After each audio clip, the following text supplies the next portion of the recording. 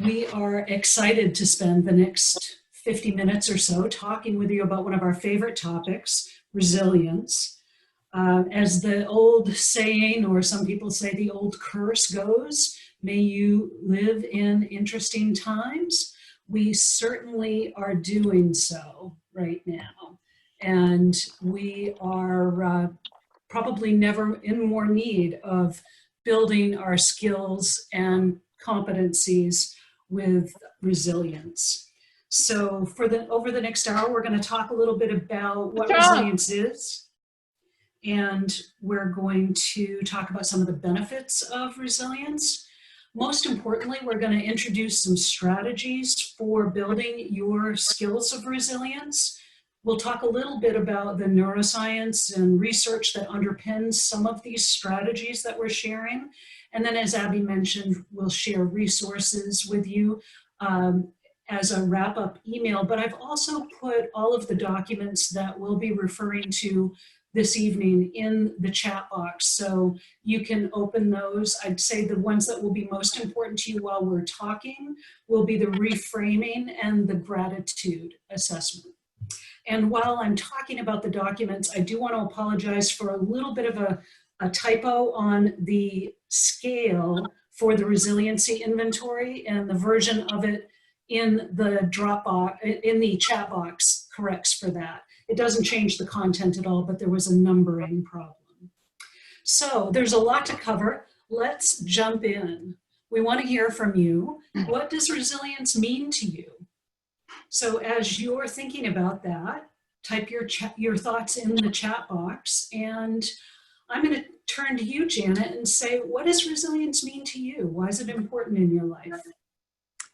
Yeah, well, it's as you said, it seems like we live in interesting times, and we originally started planning this workshop before any of these major changes in our lives have happened. But resilience is such a curious thing. It just covers so much about who we are in our lives. It's not just one part of us, but it covers our emotions. It covers our how we are physically, our body, mind, spirit. It looks at our attitude. It also is our spirit. So it's a very big area. So it's one little word, but it means a lot to the way we live our lives. And certainly I find it such an important aspect, and something that learning more about it, I've become more involved in building my own resilience. But I just want to reference the assessment here, because I think the assessment really brings out, if you haven't had a chance to do it, don't worry about it. We're not really using it much.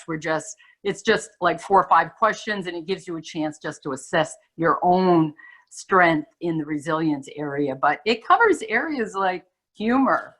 And certainly we know that is very important to have a good sense of humor. That really helps us manage difficulties and builds our resilience. And then another aspect on that assessment is about how do you handle ambiguity and uncertainty. Well, that certainly is where we're living our lives right now. So that's an important area of resilience, and the ability to be able to handle that type of uncertainty is a sign of strong individual resilience, as well as society's resilience to manage that.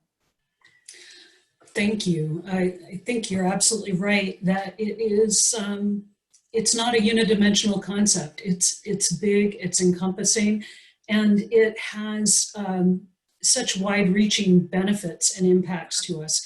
We've got some great feedback coming from the group. Sarah says it's a toolkit of emotional skills that allows us to navigate challenges and get through them with enough of our psyche intact to recover and move forward. It's like a muscle that we can strengthen with practice. We can and may develop it via trauma, but how nice to do so with more intention.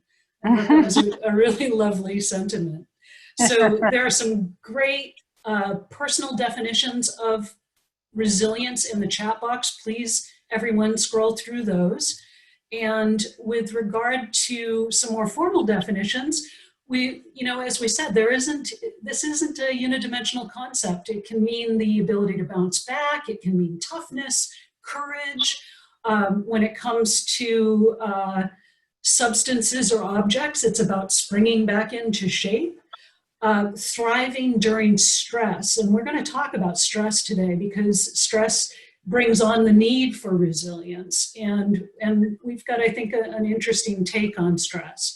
And then Anne Grady, who is one of my favorite speakers on the topic of resilience because she is so funny, humor being such a critical part. She talks about it as a set of habits and skills that you can cultivate, practice, and hone. So let's do a little of that. Why is it important? Well, it's very highly associated. The ability to be resilient is very highly associated with longevity, health. In 2010, Dr. Edward Diener did a bit of a meta-analysis where he looked at evidence from a whole variety of studies, and he found that there is a very compelling case to be made for resilience as a predictor of health and longevity. In addition to that, it helps combat depression. It generates greater satisfaction with life. It gives you the ability to tolerate change, stress, uncertainty, and other types of adversity. And if you have experienced a setback, it helps you restore and even improve your functioning and your performance after that event, and helps you bounce back quicker in the future. Resilience is a learning process, and it's something that you can continuously improve throughout your life.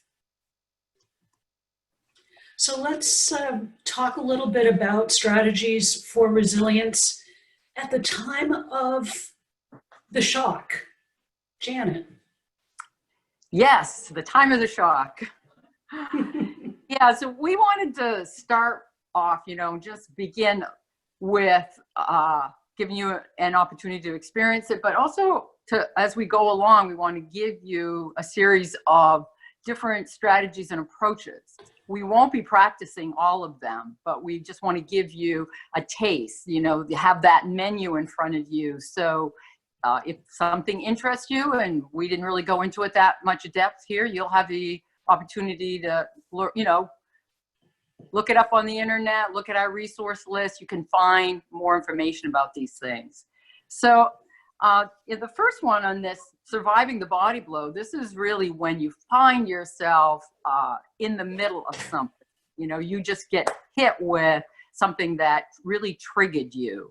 So it's and it is called body blow because you really feel it in your body. You might feel it more in your gut, or some people feel it more around their heart or their ability to breathe.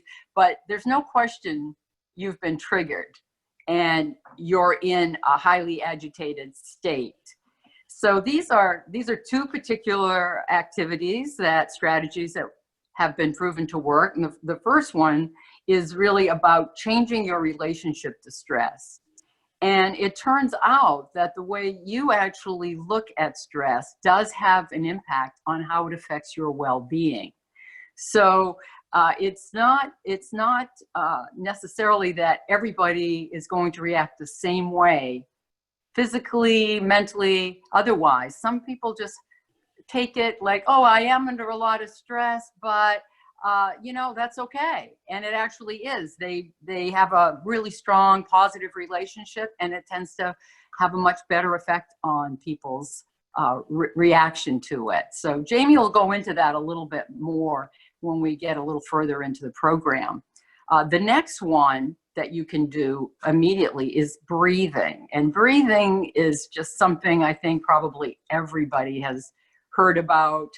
It's very prominent in any of the relaxation methodologies, meditation, anything about bringing presence to yourself. So breathing is really well known as a really helpful way to kind of bring yourself back to yourself. And I actually had that experience today. Here we are getting ready for this workshop, and I spill water on my computer and my computer dies. So then my body immediately, I could feel that like a punch to my gut. I could feel my breathing get really restricted. And luckily, since I was in the process of preparing for this, I was like, oh, wow, maybe I could breathe. I'll do my own practice here right now. And it really, really helped me. It helped bring me back so that I could move into a different place and really begin doing some creative problem solving so I could be ready for this evening's workshop. So let's just take a little moment here to look at what we're going to be doing. We're looking at two different kinds of breathing. Maybe move back one slide there, Jamie. Thank you. There are two basic kinds. The first one is the calming breath, which is really something you can use when you feel your whole body and mind being very agitated and very hyped up, if you will. So in that one, you're taking a deep breath and you're counting to the count of 4, and then you're letting it out to the count of 8. So you want your exhale to be twice as long as your inhale. And that will really support you coming back quicker, faster, and getting your heartbeat down and your breathing back to normal. And the other one is the balancing breath, which is equal in and equal out. So to the count of 4 in and the count of 4 out. So either one is going to be fine. And this is what we're going to practice right now, just as we launch into this topic. So if you move to the next slide, we're going to, you can pick whichever type of breathing you want. But what I'd like you to do is really, check yourself that you're not taking shallow breaths, that you're inhaling and you're doing it at a slower rate, and you're doing it very deep. You're bringing it in through your mouth, down through into your lungs, all the way down to your abdomen. And you could actually put your hand on your stomach. And if you are doing it the right way, bringing it in terms of bringing it all the way in, you can feel your hand go up and down. So just think of that as you do your breathing, and then let your awareness expand so that what do you notice in? If your eyes are open, what do you see? But what do you smell? What do you hear? What are the background noises? What's the air feel like as it hits your face? So just pay attention to your breath and expand your sensations when you're doing this activity, okay? We're gonna do it for a minute and a half.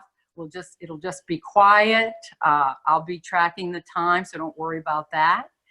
So when you do come out of it, because we'll all come out of it at a little different rate, if you would just go to the chat box and put in, what do you notice about yourself, your body, your emotions, mentally. Just type in the reaction that you had. And, it doesn't mean everybody's going to get to a calm place. Sometimes what it does is it really kind of just makes you more aware of how you're feeling. And it might take a little longer to get you to a calmer place. So like I say, we're just doing this for a minute and a half. So I'll be quiet now, and I'll let you begin the practice. So pick your breathing, and I'll talk to you in about a minute and a half.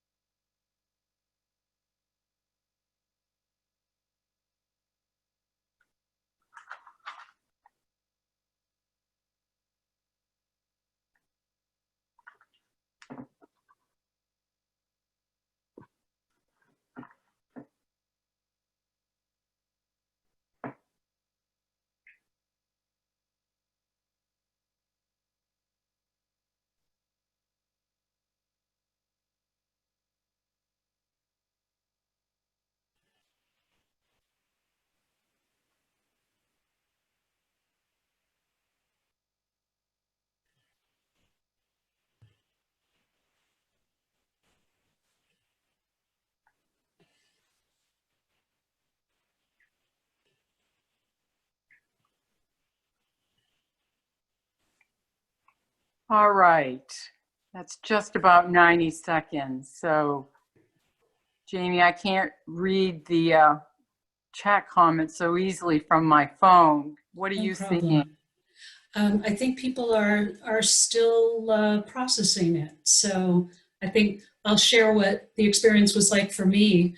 I had that adrenaline surge in my body that I get right before I'm about to do a presentation, and I always feel it in my throat. It makes my throat feel constricted, and doing this breathing helped pull me back.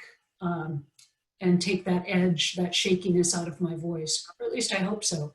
And I'm seeing it was calming and relaxing, it was cleansing, feel more clear-headed. It's a good transition. Great. So You are popping up for me now. I can see it. Makes me feel very calm. yes. Great. And the transition comment is yeah, Jody, you got right there. That's great. That's good. All right.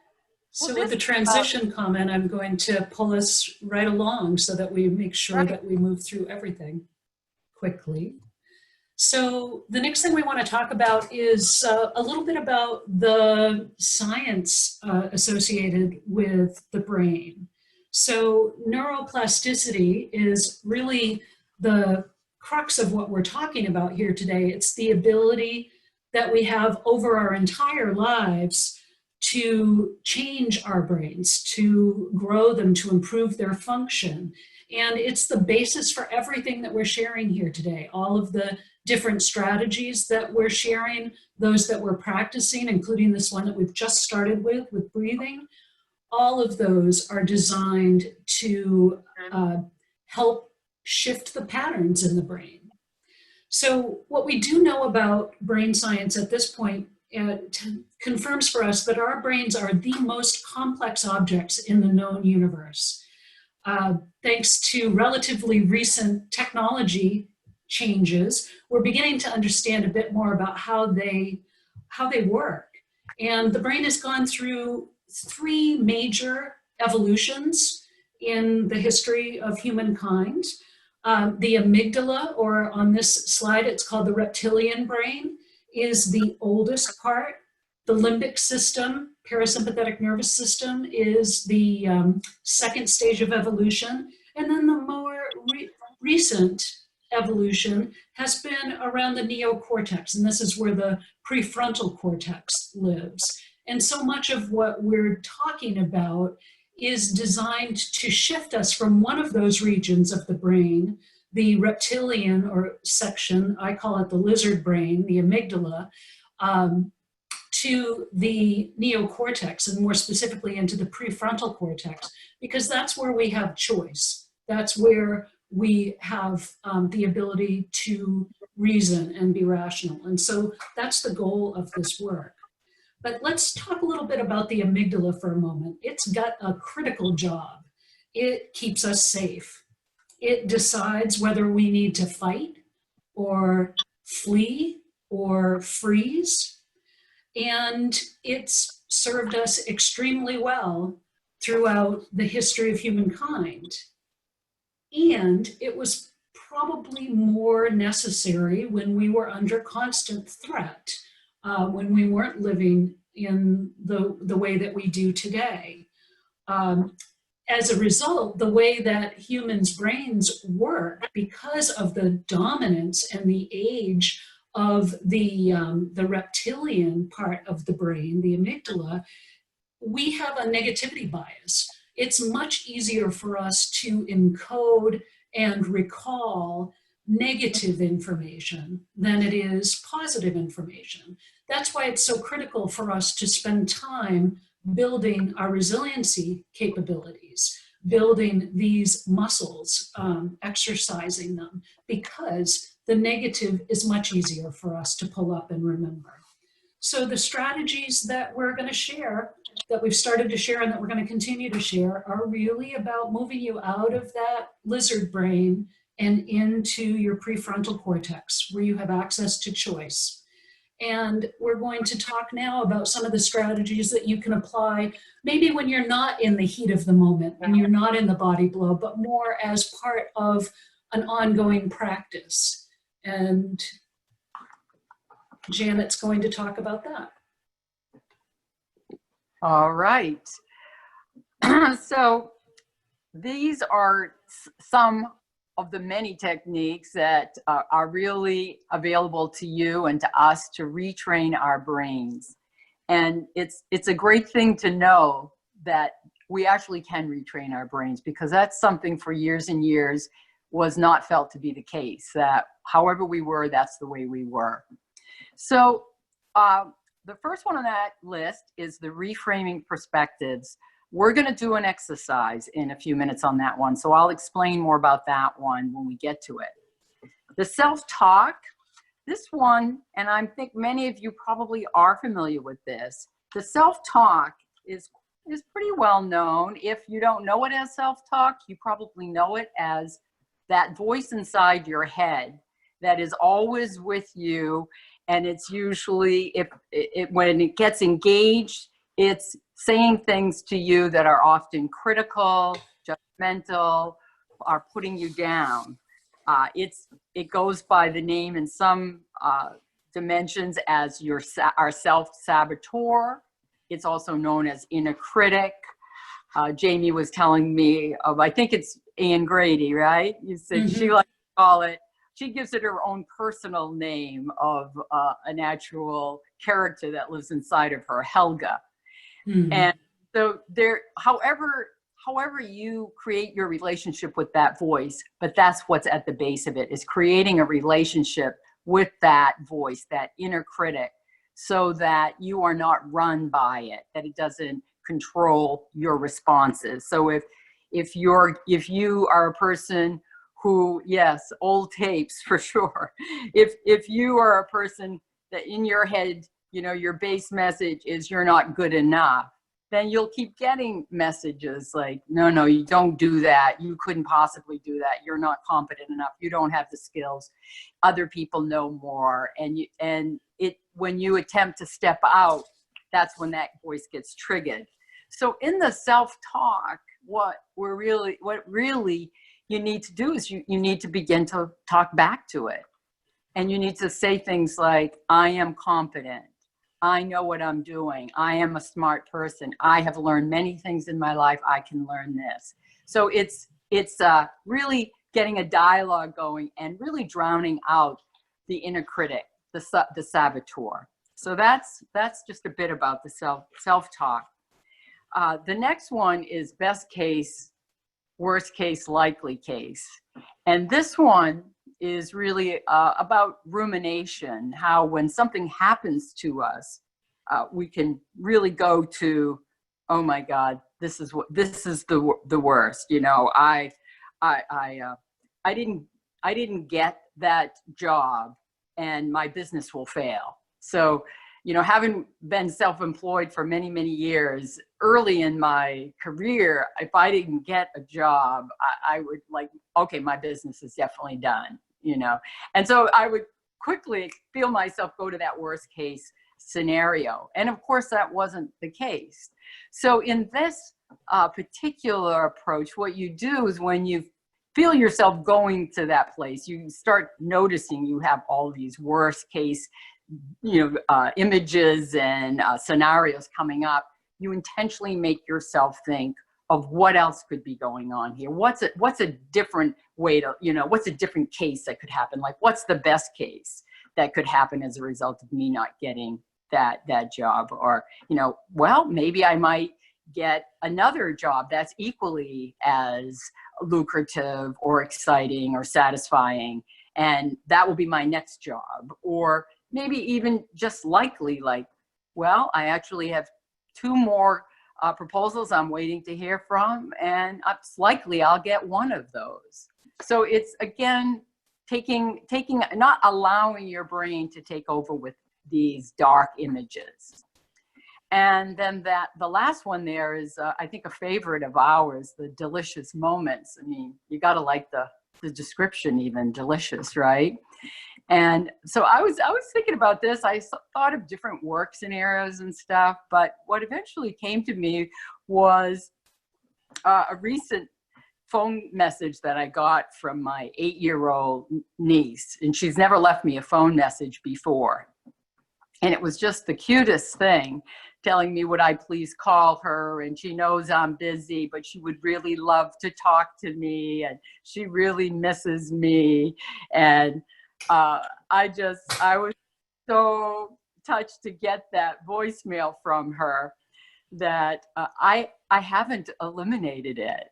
When I'm feeling sad at all, I just go back and listen to Maddie telling me how much she wants me to talk to her and when can I come visit her, and it just puts joy in my heart and makes me feel loved. So it's like a delicious moment that I keep going back to.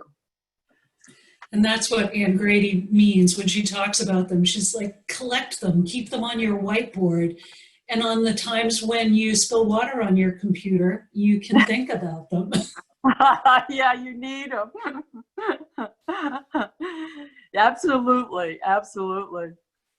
All right, well, shall we move to reframing? Yes.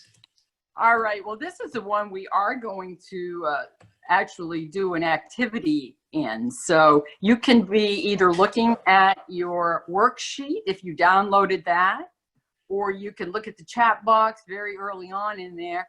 Jamie had downloaded them in the chat box, so they are there for you. Or they're not that complicated, just to follow the instructions. So you could just take a few notes that you can take with you into your breakout room, so you'd have the instructions.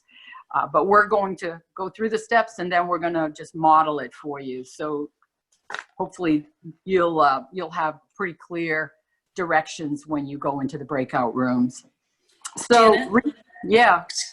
We're running just a little bit shorter than, or longer than we intended to be. So maybe rather than a current role model, you could just talk about how you recently used reframing when you had a challenge with your dog. Yeah, okay, that sounds great. That sounds great. Yeah, I know we have to watch the time. Thank you. Okay, thank you.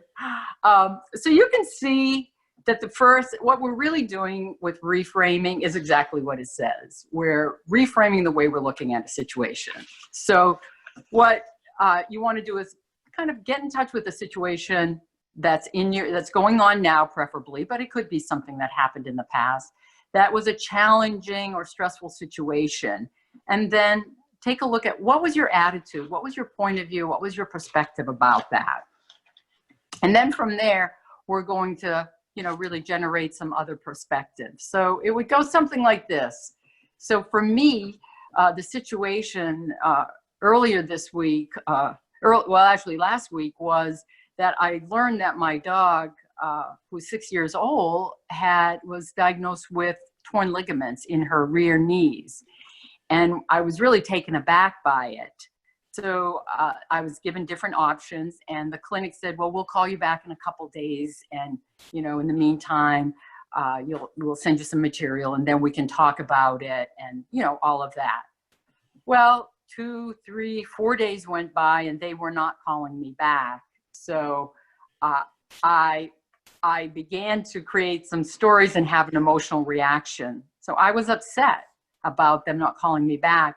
And so the impact was I was starting to really question them. Wow, what's going on with them? What terrible customer service. Don't they care about animals? If they don't care about animals, if this is the way they are, maybe I really need to find another clinic. All of these really just feeling like it was, they were not caring about me or my pet. So then I had to take a deep breath, do a little breathing, and in that breathing, bring myself, okay, what else could be going on here? Really thinking about what might be going on their end. And when I did that, I, of course, quickly came to, we are in the middle of a pandemic, Janet, for Pete's sakes. And the clinic just opened up after being closed for a couple months, and they aren't even at this point up to full speed. So I realized that they too, their plates were full, and that they were struggling getting back online. And so with that, I changed my perspective, and really gained much more understanding about what it must be like for them to not be able to get back to me as quickly as they had wanted to. And so when I picked up the phone, I was using that particular perspective. Finally, I did reach them, did reach the doctor. And with that attitude, we had an excellent conversation and have been able to put together a treatment plan for my dog. So what you're going to do is you're each going to get about 3 minutes to do this. Put out a situation and the current perspective you're holding, the impact it's having on you, and with your partner, if you need your partner's help, generate some other ways of looking at the situation, and then pick one that you're going to try on and use going forward. Okay. And Abby is going to put you into the breakout rooms and watch your time and switch after about 3 minutes so the other person goes. And if you haven't been in a Zoom breakout room, what you'll see is a little invitation to join it. You have to click on that. And then when it's time for you to come back to this room, you'll get a little notice in the breakout room that it's about to close, and you can leave the room and come back, or you can just wait until it closes. But we'll see you back here in about 6 minutes or so. And Janet, just to verify, 3 per group? 2. We were looking at 2 per group. 2 per group, so in pairs? If that's possible. If that's too many with the large group, just go to 3. But we originally were thinking of dyads, yeah. Yeah, we timed it for 2. If you want dyads you shall have. Okay, Enjoy great. the breakout rooms, everyone. We'll see you when we come back.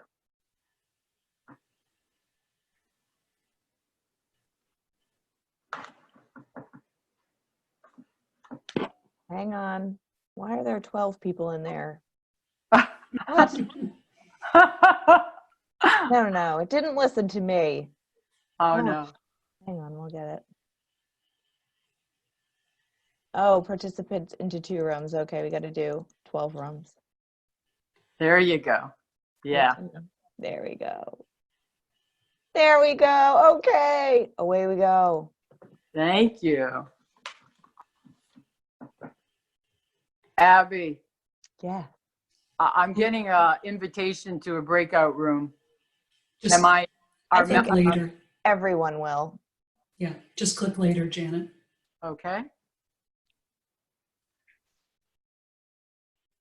Yvonne, did you get yours? I did not. Let me move you into your room. I haven't done a breakout before. It's okay. Don't worry. Let's see. Move to. Well, it doesn't give me breakout room 1, which is the one you're in, as an option. And Amy's in there all alone.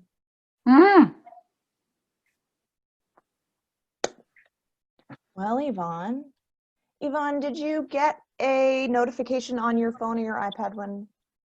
I did not. I have not seen anything here. Are you on your laptop computer? I am. Do you see another little screen that popped up anywhere? Or a notification anywhere? Because it says that you were sent. Did you find it?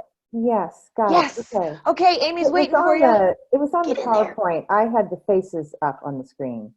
Yeah. Got it. Enjoy. Stacy, have you been able to see your invitation? And Amy,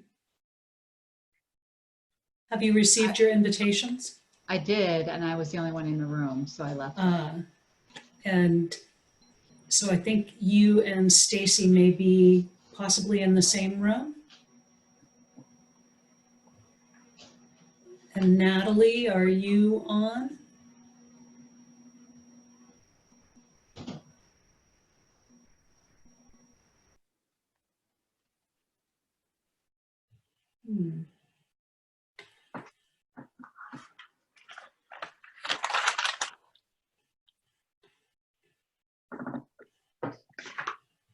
Yvonne is back. Oh, Amy and Yvonne were in the same room. So if you two go back into your rooms now, you'll you'll be able to talk to one another. I don't think there's another thing to go back in, though. There's not a code or not a thing to click on. Okay. And Sorry. You can't move them into a room, Abby. I'm sorry, Amy. I had the people screen up, not the PowerPoint, so I didn't see the little blurb. I like to watch the presenters, and you're on mute. We must have crossed. Hmm. I sat in there for like a minute or two. But And it's a great question about how we reframe things, just thinking about what we're dealing with that might be frustrating right now. So I don't know, without Abby, I don't know how to get us back out of here so you two can have Well, if we your can't move, conference time. we can just have a conversation here in the main room if Abby can't put you in a pair. Abby Yeah, might have squared herself off with somebody. I think Abby could possibly be in a breakout room right now. So please, Amy and Yvonne, just pretend Janet and I aren't here. We'll just ignore them, right? Yeah. sure. So it was interesting when you asked that. I began thinking while you were talking about what possibly I could reframe right now. And I've been struggling a little bit lately with some technology issues around my own business and getting frustrated that the language changes so quickly and has changed so much in my own life and time period. And so I was kind of getting to the point where I was going to completely leave my hosting service and just ditch everybody kind of thing. And then I thought, why don't you slow down, get on YouTube, and just sit down with your cup of tea and watch some videos and start typing in these words that you don't know. So type in the word, whatever it might be, that is related to technology that you've never heard of, and start to learn it. So I'm not there yet, but it did calm me down some. It did calm me down some. I'm not there yet, but I didn't ditch everybody. So that's a plus.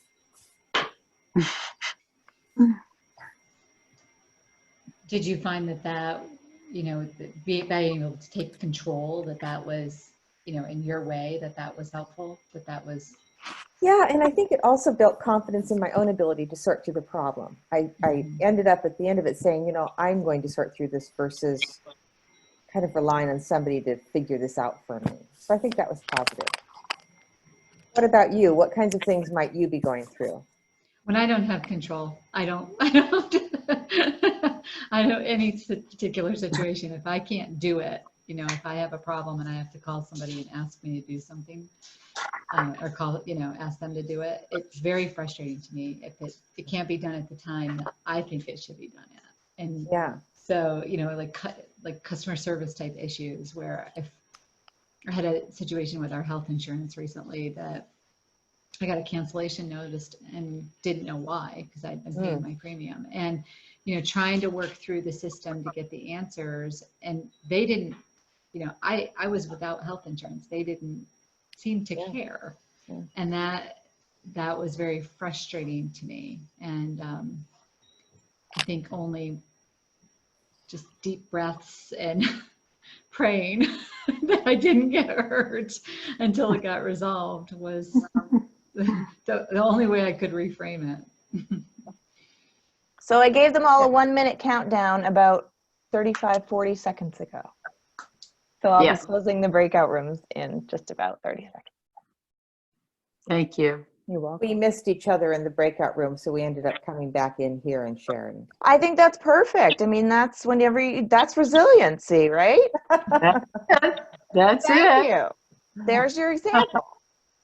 So Amy, if you are comfortable sharing, what kind of, I guess, moments or techniques or thinking went on while you were trying to deal with them to solve that problem?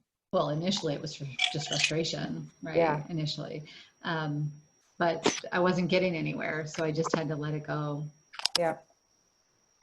Good. And just keep calling and be resilient until I got an answer.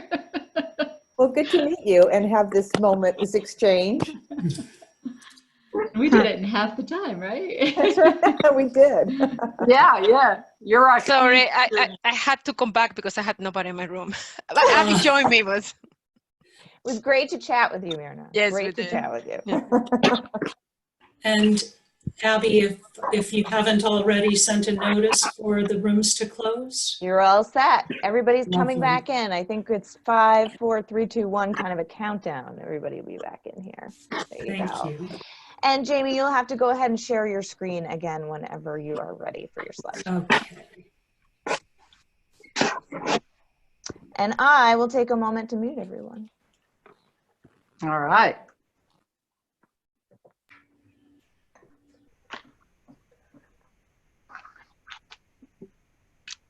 All right. So we're about 6:15 now. Are there any comments that people would like to make? You know, hopefully, it didn't work for everybody, as we understand, but those of you that had a chance to do it, you know, just maybe 1 or 2 words in the chat box so we can kind of see what the experience was like for you. And, you know, kind of also, is this an activity and a technique that might work for you in really building your resilience?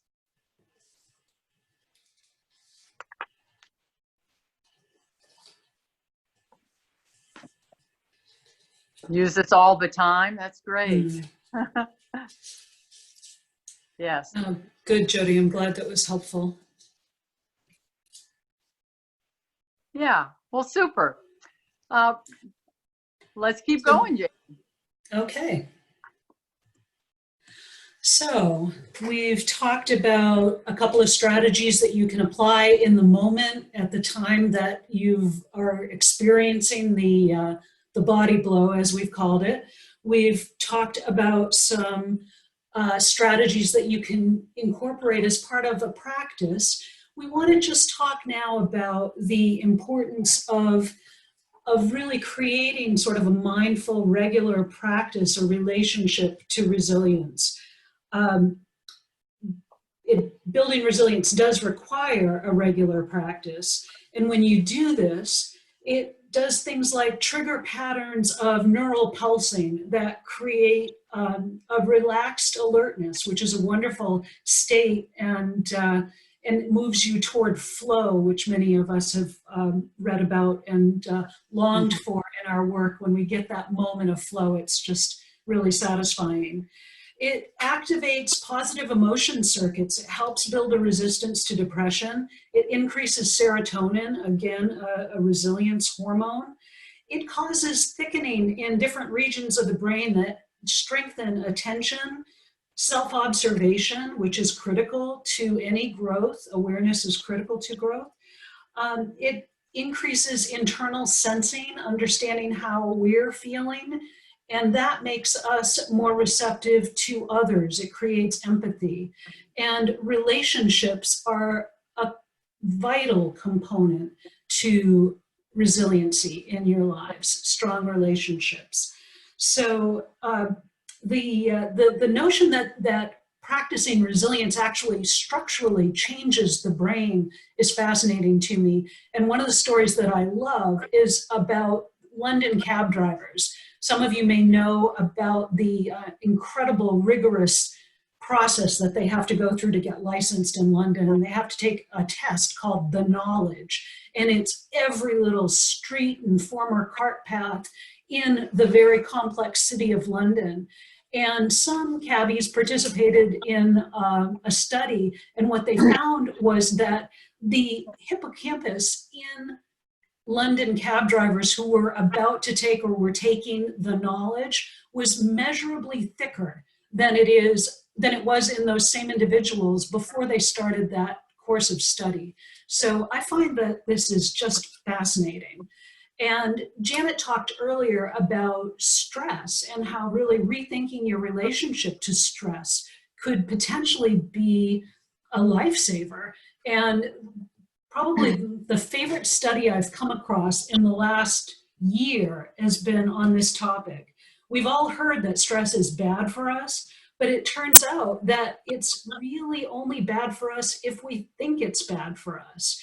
And there was a study of 30,000 adults. It was a longitudinal study. It took place over 8 years. But basically, they asked adults 2 questions. What level of stress have you experienced in the last year? High, medium, low? And do you think stress is bad for your health? Is it bad for you? Those who reported that they had high levels of stress, and here's the bad news, their rate of premature death, looking at public death records available for these individuals, their rate of premature death was 43% higher than others in the study, unless they believed that stress wasn't bad for you. If they had high levels of stress and they didn't think that it was bad for their health, there was no difference in there was no increase in premature death. In fact, they actually had lower rates of premature death than people who reported low or moderate levels of stress, but believed that stress was bad for them. So really reshaping your relationship to stress can reshape the way your body can work.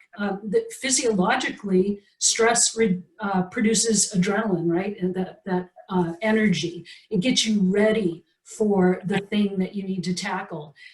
It also produces oxytocin. And oxytocin is a hormone. It's sometimes called the cuddle hormone. It actually makes people want to, it's what gets released when you get a really good hug or, close contact. The hormone is tied to heart health. There are receptors on your heart that look for oxytocin and immediately take in the anti-inflammatory healing properties associated with that hormone. So part of rethinking your relationship with stress allows that hormone to work more effectively in your body. So it's an astonishing thing.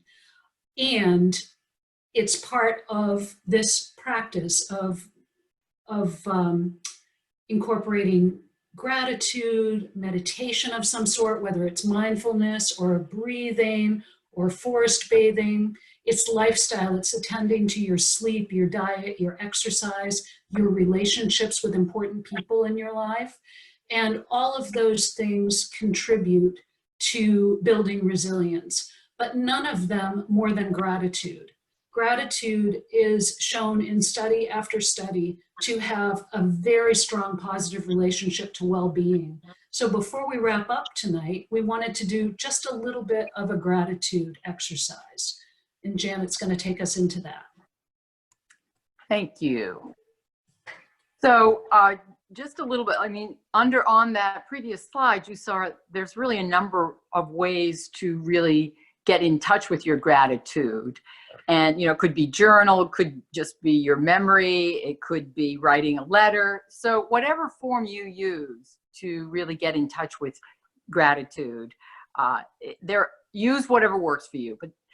But excuse me, Rick Hansen has a particular formula for the way that really using gratitude can make a difference in our brain. And it's a 2-step process, and it's just activate and then install it. So you have to activate it, and that's thinking of a moment of which you're really grateful. It could be a variety of things. It could be anywhere from being really grateful that you're still working and you didn't lose your income. It could be you're grateful for a promotion, but it could be just those normal smaller things in life that really build up inside of us, like walking outside and feeling the sun on you, or seeing a new flower blossom and bloom in your garden. So whatever that is, you pick something. So that's what I'd like you to be thinking about right now. Just pick one thing that you feel grateful for.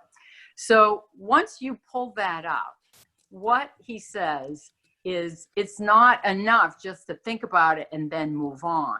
You have to spend some time with it. You have to have an experience of it. And this is what really changes our brains and what changes the way we, our resilience, the white matter in our brains becomes larger and larger. And you do that by pulling up that memory, and feeling it fully. So you kind of get into what is the experience? What does it feel like? What emotions are coming up? You know, what's my mood? And just notice everything in your body and take it in for as long as you can. And by doing this multiple times over time, it really begins to have that impact of really changing how you feel about yourself and the world. So let's do it. We've got a couple of minutes. We're going to do a real quick one. But if you can now do that, just think about something you feel grateful for, okay? Get in that place. Be comfortable in your seat. Maybe close your eyes, but bring that to mind. And if it's something visual, then really take a look at it. If it's an experience, get into the emotions, get into the sensations. Breathe into it. Jump into it. Think of this memory as a big, cool, refreshing pool and jump into it. Just immerse yourself into it.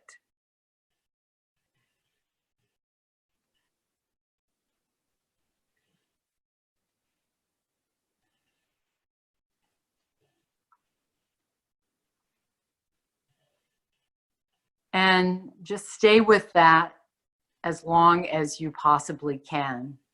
And then do that multiple times over the course of a week, many times, multiple times during the course of a day, whatever. But it's a practice, and it's something you have to do regularly in order for it to make the difference. Okay, where are we, Jamie, for time now?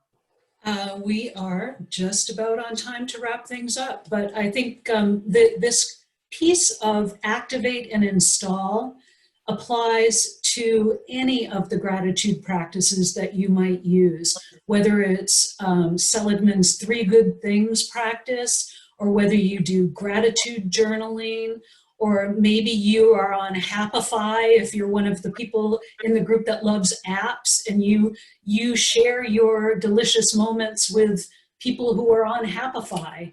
But really taking the time to feel it and relish it and savor it, no matter how you practice it, is the key to having it contribute to your resilience and your well-being. So thanks for taking us through that, Janet. So we are at the point where we've got some time for comments or questions. You guys have been great in the chat box. There's so much here. I can't wait to read the transcripts of it. But if you've got something that you'd like to share without typing, please go ahead and unmute yourself and share a question or a comment. And we'll put up our contact information. You'll see this when we send out our follow-up email as well, but either of us would love to hear from anybody in the group to continue the conversation.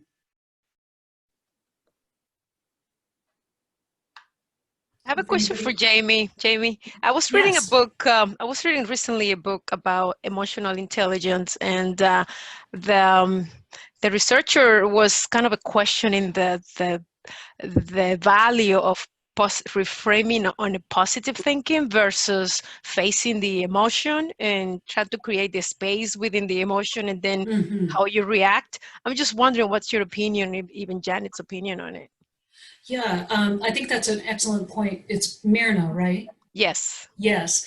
The purpose of all of these different strategies is not to pretend that the world is a happy, rosy, lovely place. The reason we need resilience is because there are challenges in the world, in our personal lives, in our physical lives, whatever they might be. And so the intention behind these things is not to paint them with rose-colored glasses or be a Pollyanna, but to give yourself the space to process them. So to come out of that lizard brain reaction and move into your prefrontal cortex so that you can think it through and think about how you want to learn from it and move forward from it. Or if it's rumination or worry, maybe there's another reason for it. There could be another logical explanation. And so often the stories we're telling each other, ourselves in the moment, are not what reality is. That's what the purpose of these practices is. So I agree with the researcher that you were reading that it's important not to pretend that these emotions aren't real, that these terrible circumstances aren't real in some cases, and to find a way to live with those. Great, thank you. Thanks for the Wonderful. question. Well, we are at time, so we do want to wrap up here. I'm sure you all have some follow-up questions. And what I want to say is we are going to be sending you a follow-up email. So if you have questions that you'd like to have addressed by Jamie and Janet, go ahead and type them in, because we will pull a transcript of that and they're going to email you. So maybe they can write some answers to any further questions that you have, give you some We'd love resources, to. etc. Great. Well, before you leave, I do want to touch on a couple of quick things. First of all, I hope you heard that the Maine Women's Conference has been postponed until September 28th, 2021. So Wow. that means we have a really awesome amount of time. We had planned a whole bunch of really great stuff for this year, but what we're going to do is take that, revamp it, make it even better and bigger. So 2021, we're going to have tickets on sale pretty soon. So make sure that you're on our Facebook page, our Instagram, on our email list, so that when all of that early bird pricing comes out, you know about it. Stay tuned to what we are up to. Thank you all so much for being here with us tonight. Give us a little wave and say goodbye as you go. Awesome. I love that. Have a great evening, everyone. Feel free to stay on, type in those questions if you'd like. We'll see you next time.